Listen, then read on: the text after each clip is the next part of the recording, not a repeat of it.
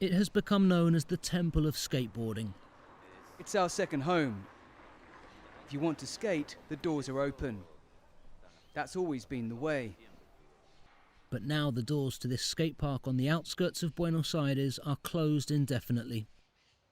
When Argentina entered lockdown in mid-March, A-Park did a 180.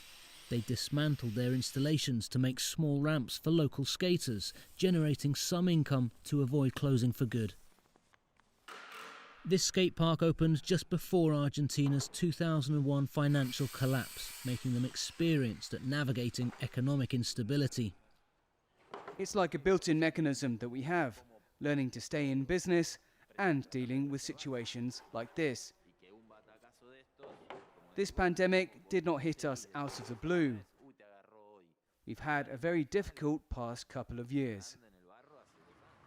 2 years of recession and one of the highest inflation rates in the world was already placing financial pressure on companies like this across Argentina.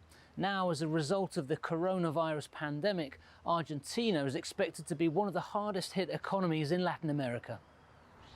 The pandemic has compounded the region's existing economic problems, and some predict Argentina's economy could contract by more than 11%. And here, that economic downturn translates to more people falling under the poverty line. When the left-leaning president Alberto Fernandez took office last December, he prioritised combating the country's social emergency. But as a result of the coronavirus, the United Nations expects Argentina's poverty rate to increase to 40%.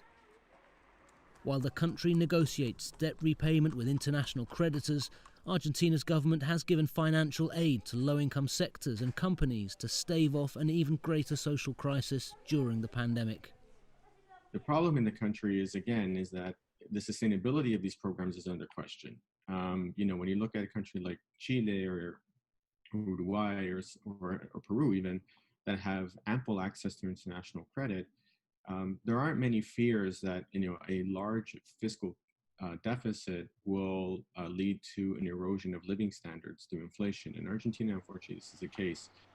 The government hopes recently announced public works will reactivate the economy. The temple hopes it can stay afloat long enough to open its doors next year and celebrate its 20th anniversary. Joel Richards, CGTN in Buenos Aires.